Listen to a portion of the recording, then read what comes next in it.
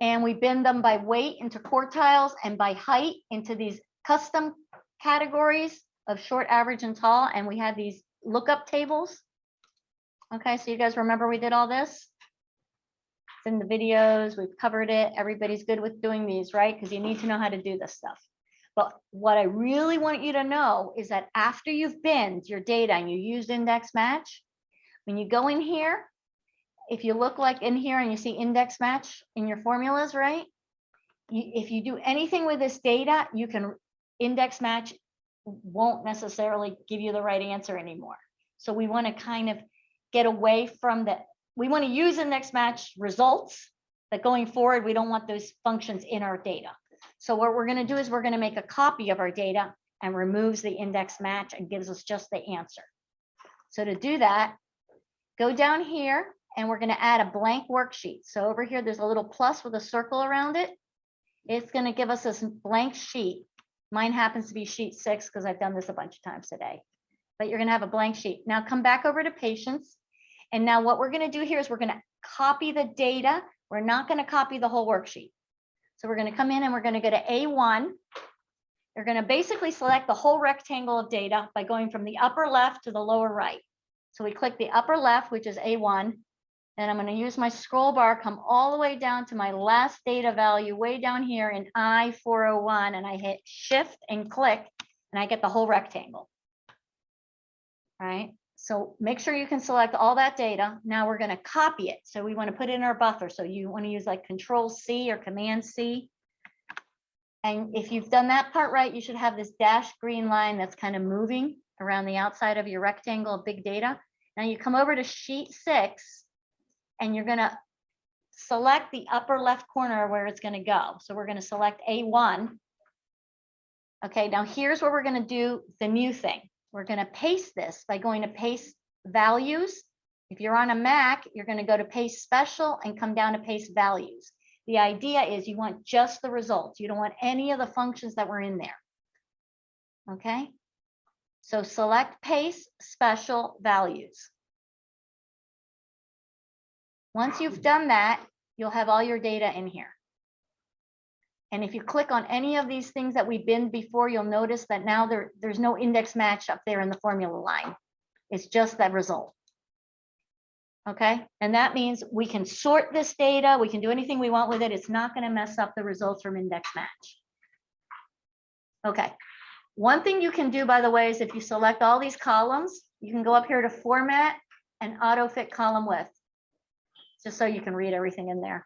I just went Format in the Home ribbon, Format Cells. Okay, now very frequently people think that people who exercise more have better BMIs. A BMI is your height adjusted weight. So weight doesn't really tell you if you're overweight or not, because a tall person is going to weigh more than a short person. So it's your weight based on your height. And that's body mass index. It's a formula given by kilograms divided by meters squared. So we're going to use, and that's what doctors use to decide if you're overweight or not. So we're going to calculate BMI for these patients. We have their height and we have their weight, and it's in the right units. So yay, we don't have to change units. So we're going to put BMI in here, and the idea is possibly BMI is correlated with how much they exercise. All right, so let's go ahead, and I'm going to, this is creating a new variable, doing a mass transformation. So this is one of the things you have to do for task 2 is a percent change. I'm just doing a different, I'm doing a different math, but the same idea. You create a new variable. So first of all, I'm going to name it BMI. And then I'm going to say it's kilograms divided by meters squared. So I'm just giving my variable a new name, and I create a new variable name. And now I'm going to do the math for that variable. So the math is equals the weight in kilograms divided by the height squared. So I'm going to use that little caret 2, right? All right, so if you did that, and I'll click back up on here, you should have 22.83. I'll click up on the formula bar, and you can see that Excel is really nice. It gives you these colored boxes to help you make sure you got the right formula. Did you really actually mean to point to those? Right, so if you did that much, you got 22.83287.935 or something, right? Usually BMI is only calculated to 1 decimal. So what we want to do is we actually want to round this number. If I use this formatting function right here to reduce the decimals, it will appear on my Excel to be what I want, but inside Excel still views it as the full precision. So what I actually want is I don't want to shrink down the number of decimals. I want to round this so Excel actually sees the more rounded number. So I'm going to take this math that I did up here in the formula bar, and I'm going to put a wrapper function around it to round the result. So I'm going to round this by saying right between the equals and the E, I'm going to put my little flashing vertical black line, and in here I'm going to write round. So round, open parentheses. And so the very first argument inside that round function is the math formula, okay? Now what round needs is the number of digits. So it needs a comma and then the number of digits. And by the way, it'll ignore extra space, so you can put all the extra space and spread things out. Like I can put a ton of extra space like that. It's fine. Excel ignores it up in the formula. All right, so I'm rounding to 1 digit. So I can put more space here too, if you guys want to see it. So I got my input and then what I'm rounding. So now I get that, and I had formatted it to many digits, so now I actually need to format it like that. Okay, so did you guys get it? If that worked, we're going to copy that formula down to every cell underneath it. Now notice that formula doesn't need to have anything set to an absolute reference because we want it to move every time we copy it down. So I'm just going to go to that little green square in the bottom right corner of that cell and double click it. And now I get my BMI for everybody in there. So I'm going to give you just a little bit of a review of stuff. I wanted to make sure you guys were clear on how to get rid of all that index match stuff so it doesn't mess you up going forward. So in our news sheet, you can call your news sheet like patients binned or something. Or something. I mean, I call, you know, whatever you need to call it. An aside, the birth date should have gone in as a date. Let's just come in and put it in as a date. Okay, now that I have that, I want to show you how to get all the statistics on BMI. Let's figure out all the measures of, figure out about this BMI variable in our data. So you may or may not have this already loaded on your laptop, but if you have it loaded, what you're going to see if you go to the data tab and then go all the way over to the right, and sometimes you have to make your window wider or scroll to the right, you should see this data analysis box. Can I see your hand if you don't see that? So that means you still need to add it in. So to add it in, if you're on, I'm going to repeat these instructions twice. One, I'm going to start, this is the instructions if you're on a Windows. You go to File, and you come down to Options, which is the very last choice. You might have to hit More if you don't see it. And then on the options, come down to second to last to Add-ins. And when you click on Add-ins, go to the very bottom where it says Manage Excel Add-ins and hit Go. And then you're going to click Analysis Tool Pack, the very first one. Click that and hit OK. All right. If you are on a Mac, you're going to go to the Insert tab, and somewhere in the middle here, it says Insert Add-ins. And then you have to select it. The Analysis Tool Pack, spelled P-A-K. Add that. If you don't have it, you need to talk to the people at the help desk. What's it called again? Analysis Tool Pack. You guys, she knows how to do this better than me on a Mac. Go ahead. I mean, if you just go to data. So you go to and then Data, Analysis tools, Analysis Tools. and you just add, like, select a checkbox. You select Data Analysis. Analysis select Tool Analysis Tool Tool Pack with a K, P-A-K, right? And then it adds data. Now that we have that, we're going to actually use it to get some summary statistics. So what we're going to do is click on Data Analysis. If you were not able to get it, please look on a friend's laptop. Look on your neighbor's. These are in alphabetical order. Come down to Descriptive Statistics and hit OK. Once you have Descriptive Statistics, you're going to get a little window. in the input range, come over and select the top of the column that had the BMI data. So for me, it's the J column. I just clicked over here where the J was. Make sure columns is selected because my data is in a column. Click the box that said label in the first row because my top row has the name of the variable. I'm going to put my output range in a new worksheet. And then I'm going to come down and make sure that this box summary statistics is checked. Once you've done those things, you can hit OK. Okay, right here you have your summary statistics. You can go up to A, double click on the bar with the 2 arrows, and it'll automatically adjust the column width so you can read everything. So now we have our mean.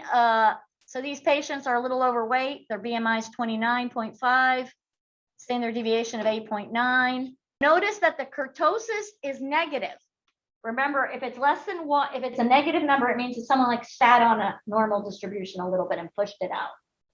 And the skewness is positive, it's 0.38. So that number implies there's some amount of positive skewness. So we should be able to see that if we do a histogram. So let's just confirm what we're seeing in these shape measures by looking at a histogram. You guys know how to do box plots. A histogram is almost identical. You go to where your data is, you select your BMI data, you're going to go to insert, come over in the middle to where that histogram symbol is, and instead of choosing box and whisker, just choose the histogram. Now, if you want to move this, some people were doing my shortcut, which is cut and paste. You can also move it by going up here in the design tab to move chart. And you can choose sheet 7 or whatever that blank sheet is for you and hit OK. So that's an alternative way to move something. Come over to sheet 7, you'll see it. So now if you compare the histogram with these variables that we got here, you'll see, yeah, we're seeing the kurtosis is a little bit, it's not quite normal. And we're seeing that it is positively skewed. So that confirms what I'm seeing for the kurtosis and the skewness. Okay, see how it's a little bit positively skewed? Okay, now I want to switch gears and talk about correlation and association. And unfortunately, this data actually shows no relationship between exercise and BMI. So I wanted to show you one where there is a relationship. Please go back over to Brightspace, and in the same data place where you got index match, get the data called correlations. And in that, there's some tabs at the bottom. The first one I want you to go to is test scores. These are final scores and midterm scores from a class. And the question is, are they correlated? How does a person do on their midterm? Is that related with how people do on their final? So the first thing we're going to do before we do any of that is we're going to make sure you know how to do what we just got done doing. So what I want you to do is get the summary statistics on finals and the summary statistics on midterm. And if you can, please put them here side by side. All right, so for me, my Excel is an old version of Excel, and it forces it onto a new worksheet. But for you, you should be able to get it in here by selecting that. So let me show you how you do it. We're going to go to data, all the way over to data analysis. Descriptive statistics should still be highlighted in blue. Select it, delete what's in there. Come over and select the final data, and we can try just selecting all of it. Let's see if that works. Label in the first row. Try to pick your output range. I'm going to get an error, but right here where you have output range, just select like D2. And then select summary statistics. And hopefully yours will just pop the summary statistics table right here. I think for me, I get an error. Oh, no, it did it. Yay. Okay. All right. So now right next to it, see if you can do the midterm on your own. Try and get the midterm statistics.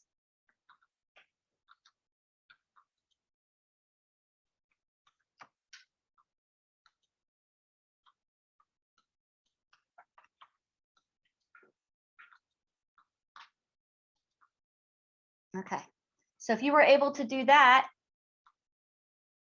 you see that Excel provided you all this summary statistics.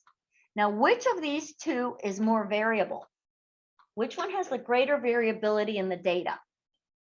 So we talked about a bunch of different ways to looking at variability in the data. And one of them is, I told you the most common one is the sample variance and standard deviation. So if we notice that one, we're comparing here the final has a standard deviation of 17.6 points, and the midterm has a standard deviation of 14.4. So which one has more variability?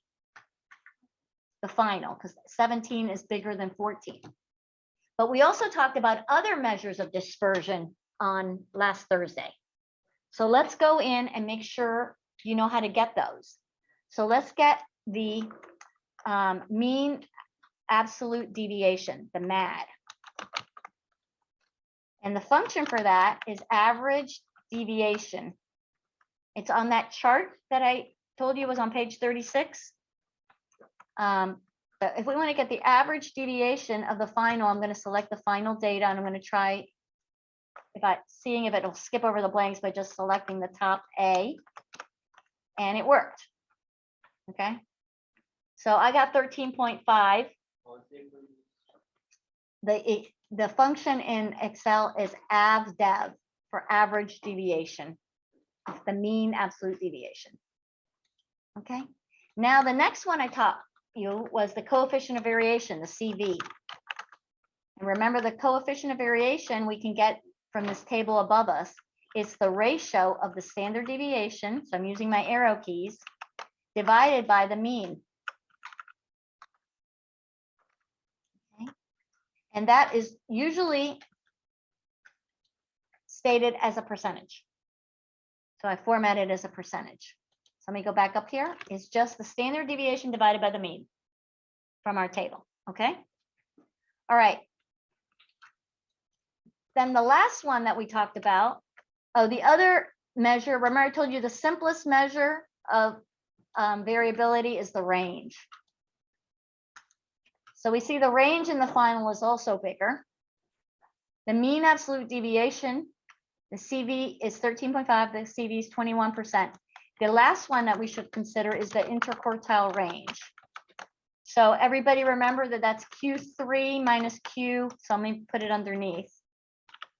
And I'm going to put a single quote so I can type this, Q3 minus Q1, right? So I'm just going to program that in. So it's equal quartile inc. I'm going to select my data for the final.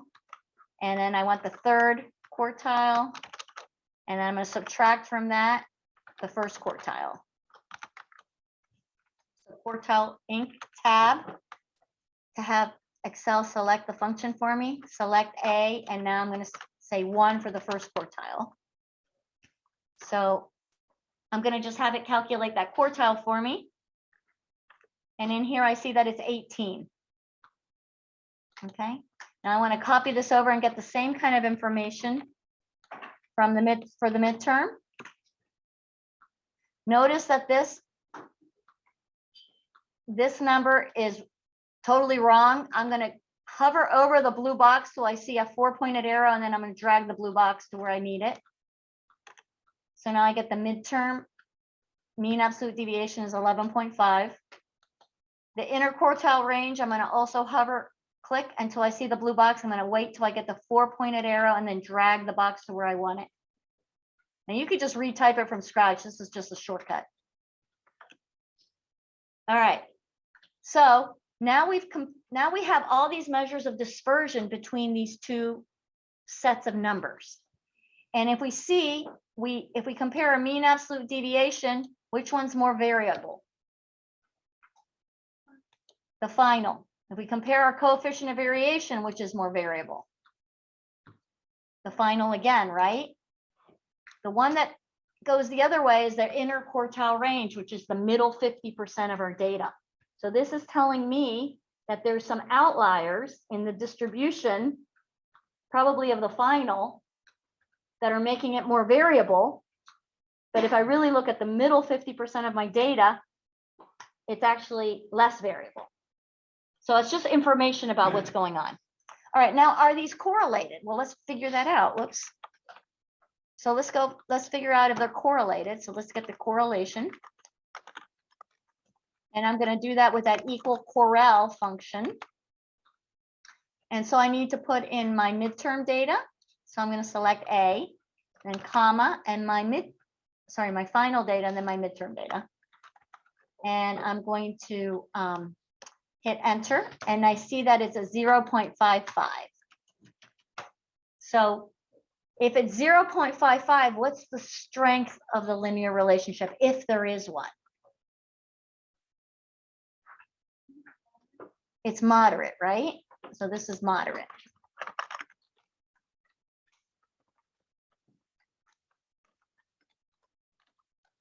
And I can actually figure this out. I can do a little lookup table, right? So I can say bin name, bin min, and bin max. And then I can say none or weak or very weak, weak, moderate, or strong. All right, our bin minimums for the first one was 0 to 0.3.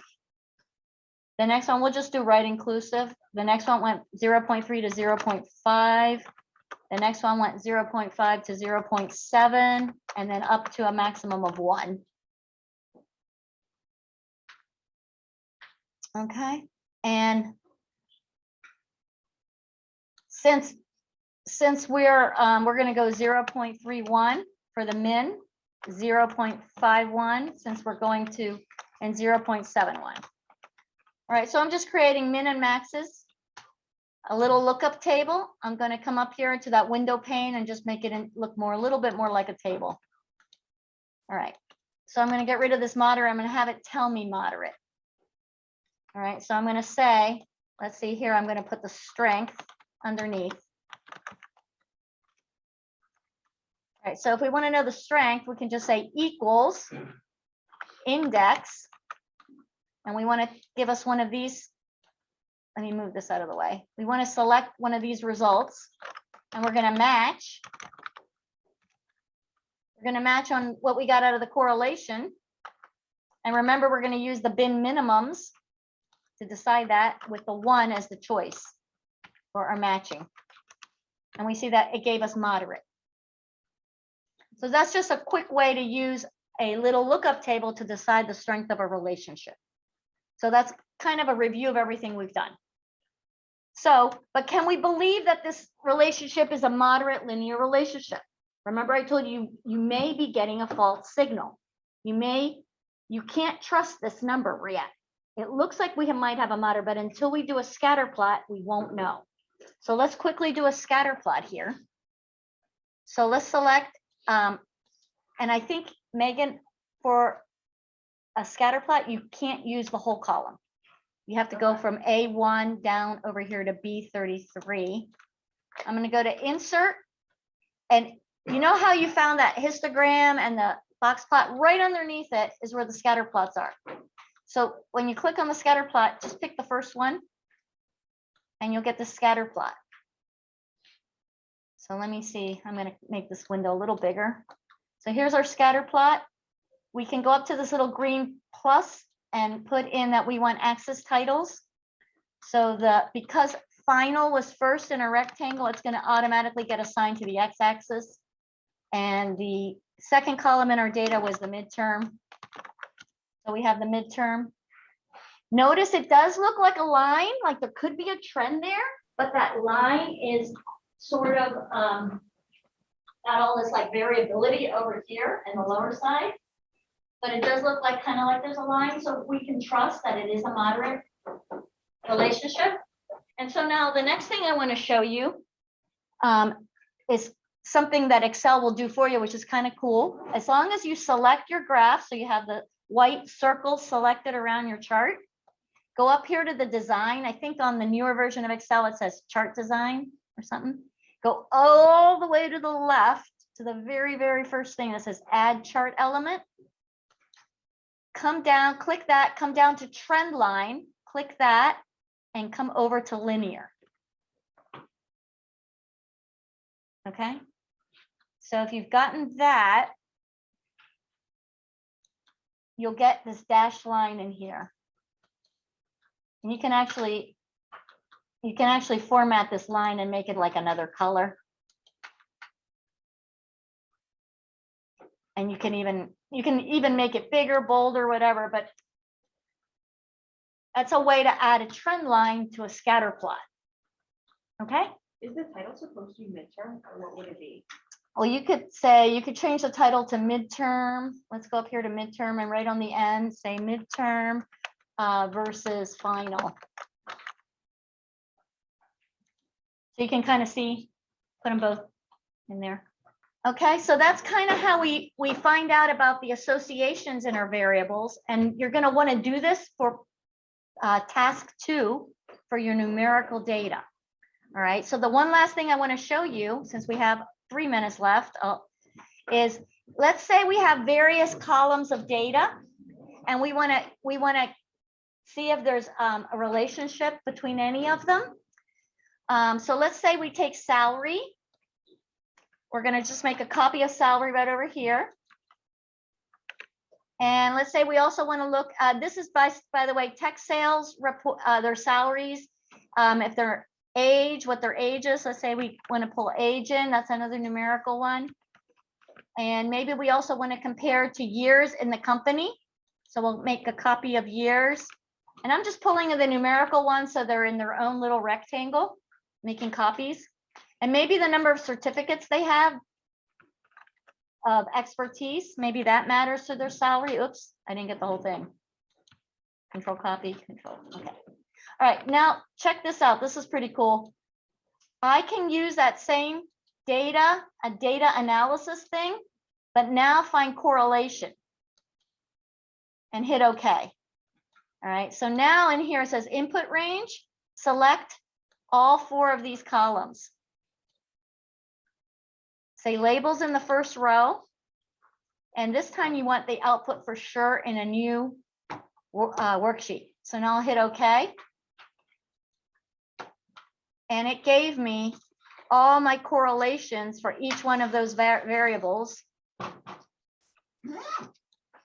If you look at that, I'm getting the relationship between age and salary. The correlation is 0.26. Years of service and salary appears to have no relationship. The number of certificates and salary, that seems to be pretty high. That's 0.45. That's the highest one. The number of certificates and age is negatively almost 0. The years of service and age also appears to be not correlated. So you have some people who were hired more recently, right? So that's why age and years isn't. So you have a lot of turnover. So this is kind of giving you the correlation from a bunch of variables all at once.